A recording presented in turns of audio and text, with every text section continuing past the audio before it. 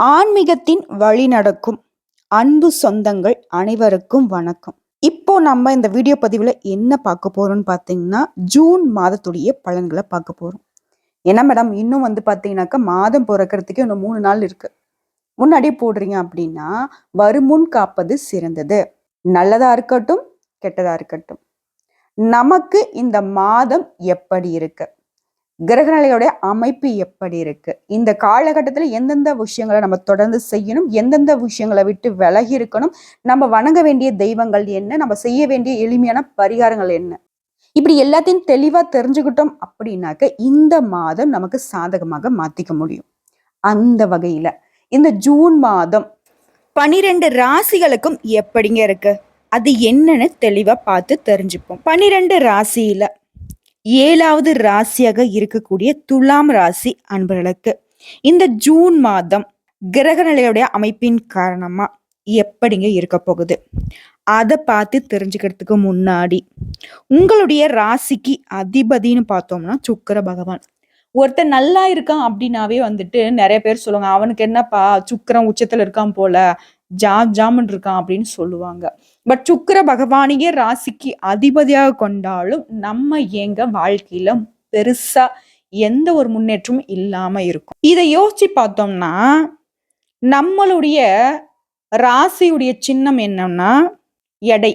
எந்த ஒரு விஷயத்தையும் செய்யறதுக்கு முன்னாடி பல டைம் யோசிப்போம். இன்னும் ஒரு படி சொல்லணும்னா, பின்னாடி நடக்கிறத முன்னாடியே யூகிக்கக்கூடிய ஒரு அமைப்பு நம்ம கிட்ட இருக்கதான் செய்யுது.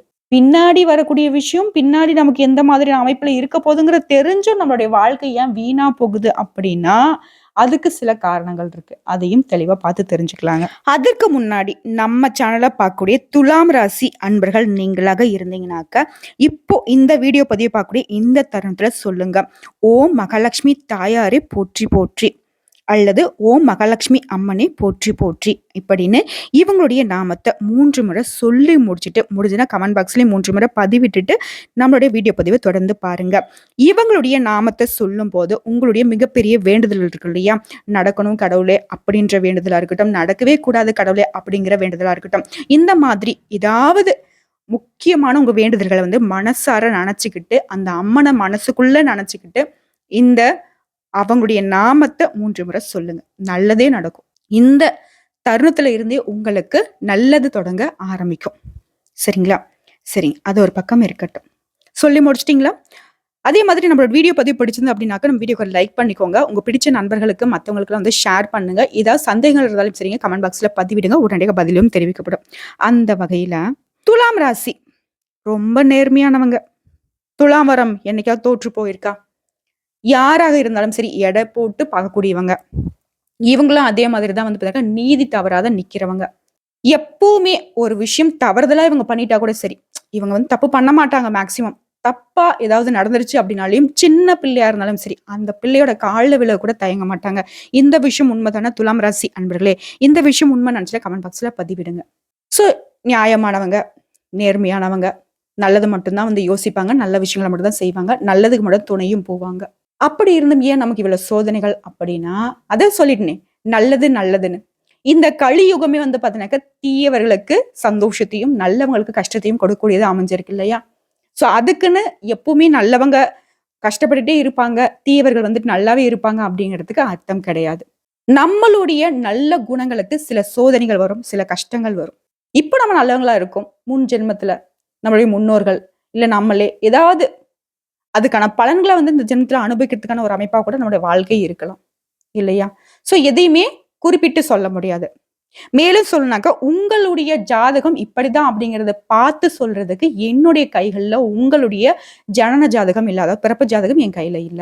நம்ம சொல்லக்கூடியது எல்லாமே பாத்தீங்கன்னா பொது பலன்கள் தான். அதாவது 75% பழித்தமாகக்கூடிய ஒரு பலன்களை தான் நம்ம சொல்லிக்கிட்டு இருக்கோம். மீதி இருக்கக்கூடிய 25% மட்டும்தான் உங்களுடைய பிறப்பு ஜாதகத்தை பொறுத்து மாறுபடுங்க. சரிங்களா? சோ இப்படிப்பட்ட அமைப்பில் இருக்கக்கூடிய உங்களுக்கு வரக்கூடிய சோதனைகளை நீங்க தாண்டி வரணும் அப்படின்னாக்க ஒவ்வொரு வெள்ளிக்கிழமையும் மகாலட்சுமி தாயாரை வழிபாடு செய்வதன் காரணமா உங்களுடைய கஷ்டங்கள் விலகும். முக்கியமா துலாம் ராசிக்கு பெருத்த பிரச்சனையா இருக்கிறது பொருளாதார பிரச்சனை தான். சோ அதை சரி செய்யணும்ன்ற ஒரே நோக்கத்துக்கு தான் நான் சொல்லிட்டு இருக்கேன் உங்களுக்கு மகாலட்சுமி தாயாரை வழிபாடு செய்ய சொல்லி. இந்த விஷயம் உண்மைதானே? பொருளாதார ரீதியா வந்து பாத்தீங்கன்னாக்கா பயங்கர அடி.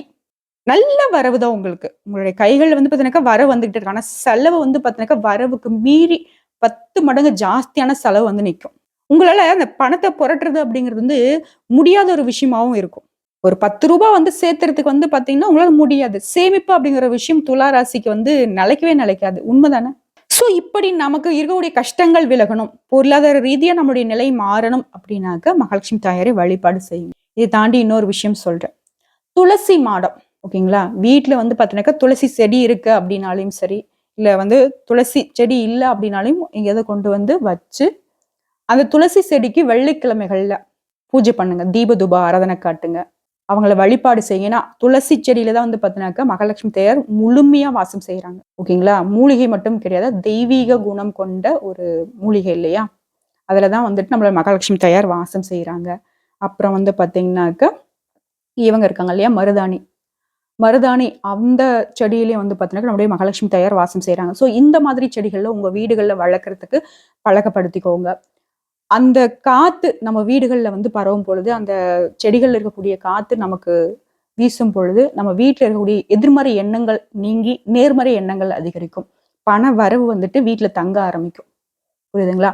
முடிஞ்சதுன்னா, ஒவ்வொரு வெள்ளிக்கிழமையும் ஆ மகாலட்சுமி தாயாருக்கு வந்துட்டு அர்ச்சனை செஞ்சு முடிச்சுட்டு, அங்க மகாலட்சுமி தாயாருடைய கோயில் எங்க இருக்கோ, அங்க இருந்து பார்த்தீங்கன்னாக்கா, துளசி இலைகள வாங்கிட்டு வந்து வீட்ல உங்களுடைய பர்ஸ்ல, பெண்களா இருக்கீங்கன்னாக்கா உங்களுடைய ஹேண்ட் பேக்ல, அப்புறம் உங்களுடைய பணம் வைத்து எடுக்கக்கூடிய இடங்கள்ல, வியாபார தலங்கள்ல, இந்த மாரி இடங்கள்ல வந்து வைத்து வழிபாடு செய்யுங்க. நிச்சயமா வந்து பண வரவு தங்கும். செலவுகள் குறையும். வரக்கூடிய செலவுகள் வந்து நியாயமான சுப செலவுகளா இருக்கும். ஸோ நல்ல மாற்றம் உண்டாகும். இத வந்து ட்ரை பண்ணி பாருங்க. சரிங்க. இதுதான் உங்களுடைய வாழ்க்கையில இருக்கக்கூடிய கஷ்டங்கள் விலகுறதுக்கான ஒரு அற்புதமான சொல்யூஷன். ஸோ இத பார்த்தாச்சு. இந்த ஜூன் மாதத்துடைய உங்களோட கிரகங்களுடைய அமைப்பு எப்படி இருக்கு? அதன் காரணமா இந்த மாதம் உங்களுக்கு எப்படி இருக்கு? அப்படிங்கிறத பார்த்து தெளிவா தெரிஞ்சுக்கலாங்க. துலாம் ராசிய பொறுத்தவரைக்கும் கிரக மாற்றம் அப்படின்னு பார்த்தோம்னாக்கா, வரக்கூடிய 9/6/2024 அன்னைக்கு புதன் பகவான் அஷ்டமஸ்தானத்துல இருந்து பாக்கியஸ்தானத்துக்கு மாறுறாருங்க.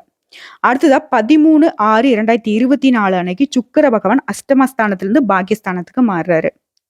இவரை தொடர்ந்து 15/6/2024 அன்னைக்கு சூரிய பகவான் அஷ்டமஸ்தானத்திலிருந்து பாகிஸ்தானத்துக்கு மாறுறாரு. இவரை தொடர்ந்து 26/6/2024 அன்னைக்கு புதன் பகவான் பாகிஸ்தானத்துல இருந்து தொழில் ஸ்தானத்துக்கு மாறுறாரு. சோ இந்த மாசத்தை பிறகும் கிரகநிலைகளுடைய மாற்றம் இப்படி இருக்கு. இவங்களோட அமைப்பின் காரணமா உங்களுடைய கிரகநிலையுடைய ஸ்தானம் எங்க இருக்கு அதையும் பார்த்துருவோம். கிரகநிலையை பொறுத்த வரைக்கும் பஞ்சமஸ்தானத்துல சனி பகவான், ரண ருண ரோகஸ்தானத்துல சந்திர பகவான், ராகு பகவான், கரஸ்திரஸ்தானத்துல செவ்வாய் பகவான், அஷ்டமஸ்தானத்துல புதன், சுக்கிரன், குரு மற்றும் சூரிய பகவான்.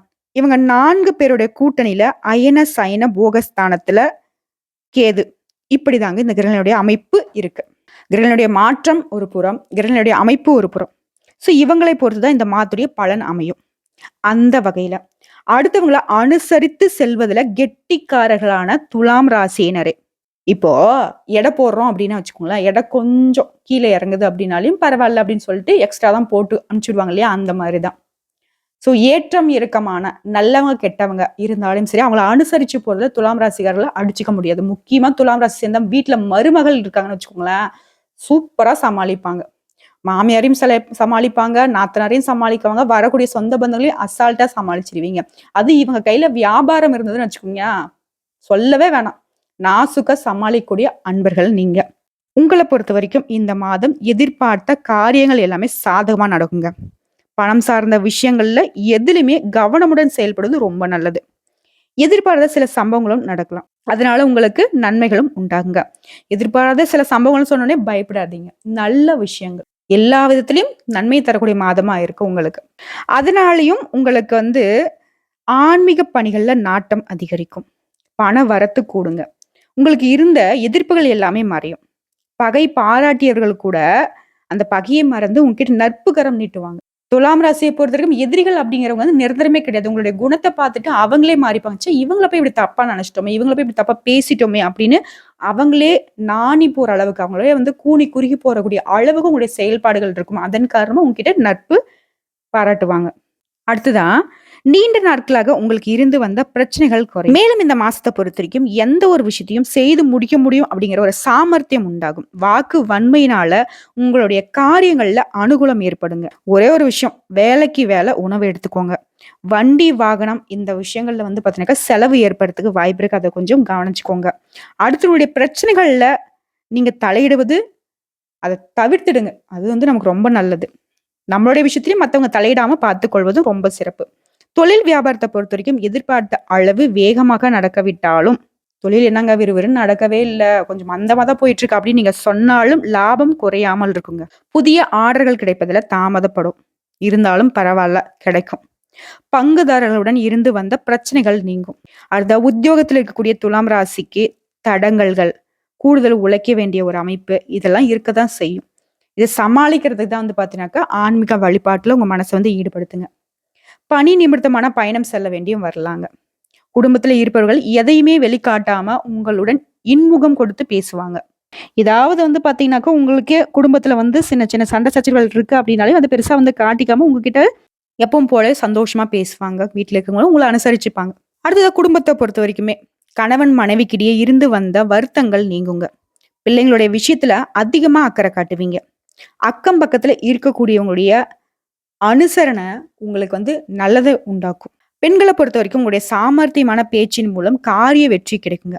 மத்தவங்களுடைய விவகாரங்களை மட்டும் தலையிடாமல் இருப்பது ரொம்ப நல்லது. அடுத்த கலைத்துறை இருக்கக்கூடிய துலாம் ராசிக்கு சிறப்பான காலகட்டமாக இந்த காலகட்டம் இருக்குங்க. பழைய பாக்கிகள் வசூலாகும். புதிய ஆர்டர்கள் கிடைக்கும். முக்கிய நபர்களுடைய ஆதரவும் கிடைக்க பெறுவீங்க. பணம் சம்பாதிக்கும் திறமை அதிகரிக்கும். பல விதங்கள்ல பணவரவு உண்டு. கொடுத்த வேலையை திறமையுடன் செய்து முடித்து பாராட்டுகளையும் பெறுவீங்க. உயர் அதிகாரிகள் உங்களை வந்து ரொம்பவே வந்துட்டு பெருமைப்படுத்தக்கூடிய அளவுக்கு உங்களுடைய செயல்பாடுகள் சிறக்கும். அடுத்த அரசியல் துறையில இருக்கக்கூடிய துலாம் ராசிக்கு உங்களுடைய எதிர்காலம் பற்றிய சிந்தனைகள் அதிகரிக்கும். நண்பர்களால தேவையான உதவிகள் கிடைக்கும். எந்த தடைகளையும் தாண்டி நீங்க எடுத்த காரியத்துல வெற்றி பெறுவீங்க. மனசுல மகிழ்ச்சி உண்டாகும். பதவிகள் சம்பந்தமான விஷயங்கள்ல முன்னேற்றம் உண்டாகுங்க. உங்களுடைய எதிர்ப்புகளை எல்லாமே சாமர்த்தியமா சமாளிச்சிருவீங்க. மாணவர்களை பொறுத்த வரைக்கும் கல்வி தொடர்பான விஷயங்கள்ல கவனமாக இருப்பது ரொம்ப நல்லது. கூடுதல் கவனத்துடன் பாடங்களை படிப்பதும் வெற்றிக்கு உதவுங்க. இப்போ வரைக்கும் வந்து பார்த்தது வந்து பார்த்தீங்கன்னா பொது பலன்கள். ஓகேங்களா? ஸோ அம்சமா இருக்கு. கவலையே இல்லை. காலத்தை தூக்கி விட்டுட்டு இந்த ஜூன் மாதம் நீங்க நடை போடலாம். எல்லா விதத்திலையும் உங்களுக்கு நல்ல நல்ல விஷயங்கள் நடக்கும். நல்ல நல்ல வாய்ப்புகள் தேடி வரும். பணவரவு நல்லபடியா இருக்கும். பொருளாதார ரீதியா உங்களுடைய கை உயருங்க. ஸோ இப்போ பார்த்த பொது பலன்களை தவிர்த்து நட்சத்திர பலன்களை பார்த்தோம் அப்படின்னாக்க உங்களுக்கு கூடுதல் பயனா இருக்கும். அந்த வகையில சித்திரை நட்சத்திரத்தில் இருக்கக்கூடிய 3ஆம் பாதம் 4ஆம் பாதம் உங்களை பொறுத்த வரைக்கும் உத்தியோகத்துல இருப்பவர்கள் ஏற்கனவே செய்த வேலைகளுக்கு இப்ப பாராட்டுகள் பெறுவீங்க. அடுத்த பண உதவிகள் கிடைக்க பெறுவீங்க. குடும்பத்துல இருந்து டென்ஷன்கள் குறைந்து சந்தோஷமான நிலை உண்டாகும். ஒரு மாதிரி குடும்பத்துல இருக்கக்கூடிய எப்ப பாரு ஏதோ ஒரு சண்டை சச்சரவு சலசலப்பு இருந்துகிட்டே இருந்துச்சு இல்லையா, அந்த நிலை மாறும். சந்தோஷம் நிலைக்கும். கணவன் மனைவிக்கிடையே மகிழ்ச்சியான உறவு நிலவுங்க. பிள்ளைங்களுடைய நடத்தையும் உங்களுடைய மனசுக்கு நிம்மதியை தரும். அடுத்த சுவாதி நட்சத்திரத்தை பொறுத்த வரைக்கும் நீங்க எதிர்பார்த்த தகவல்கள் நல்ல தகவல்களாகவே வந்து சேரும். உங்களை பொறுத்த வரைக்கும் மன அழுத்தம் குறையும்.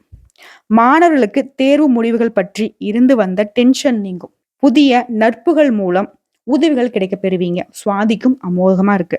அடுத்த விசாகம் நட்சத்திரத்தில் இருக்கக்கூடிய 1ஆம் பாதம் 2ஆம் பாதம் 3ஆம் பாதம் உங்களை பொறுத்த வரைக்கும் நல்ல பலன்கள் உண்டுங்க. உங்களுடைய திறமையான பேச்சின் மூலம் காரியங்களை சாதிப்பீங்க. உங்களை எதிர்த்து செயல்பட்டவர்கள் எல்லாமே விலகி செல்வாங்க. உங்களுடைய தெய்வ பிரார்த்தனைகள் வந்து உங்க மனசுக்கு நிம்மதியும் ஆறுதலையும் தருங்க. பணவரத்து கூடுதலா இருக்கும். அரசாங்க காரியங்கள்ல சாதகமான பலன் தருங்க. ஆக மொத்தத்துல இந்த துலாம் ராசிக்கு இந்த ஜூன் மாதத்துல எல்லா விதத்திலையும் நல்ல அமைப்பு காத்துக்கிட்டு இருக்கு. ஓகேங்களா? நல்ல அப்படின்னு சொல்றதுக்கே வந்து பாத்தீங்கன்னாக்கா உங்களுடைய கஷ்டங்கள் எல்லாம் விலகி போகுது அப்படிங்கிறது தான் அர்த்தம். புரியுதுங்களா? இன்னும் சிறப்பாக இருக்கத்தான் வெள்ளிக்கிழமைகள்ல மகாலட்சுமி தாயாரை வழிபாடு செய்யுங்க. அவங்கள வழிபாடு செய்வதன் காரணமா பொன் பொருள் சேர்க்கை உண்டாகும். குடும்பத்துல மகிழ்ச்சி ஏற்படும். இந்த 2 விஷயம் இருந்தா போதும் துலாம் ராசிக்கு வேற லெவல் வாழ்க்கை தான். சோ அந்த கஷ்டங்கள் எல்லாமே விலக போகுது. கண்ணீர் மாறப்போகுது.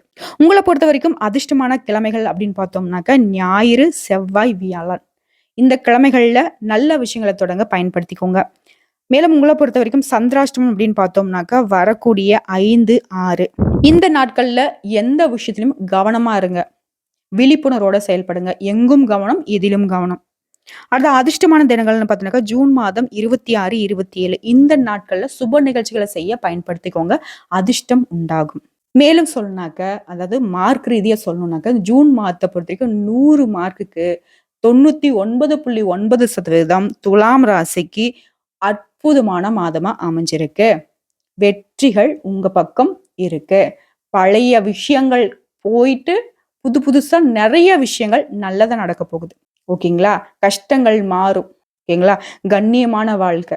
கடமை தவறாத உங்களுக்கு கடவுள் குடுத்த வரமா இந்த மாதம் அமைய போகுது. புரியுதுங்களா? நல்லதே நடக்கும். நல்லது மட்டுமே நடக்க போகுதுங்க.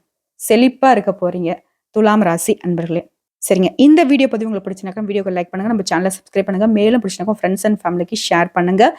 இந்த வீடியோ பதிவின் மூலியமா உங்களுக்கு ஏதாவது சந்தேகங்கள் இருக்கு. இதை தாண்டி ஆன்மீக சந்தேகங்கள் ஏதாவது இருந்தாலும் சரி கமெண்ட் பாக்ஸ்ல பதிவிடுங்க. உங்களுடைய சந்தேகங்களுக்கு உடனடியாக பதில் தெரிவிக்கப்படும். ஓம் மகாலட்சுமி தாயாரே போற்றி போற்றி.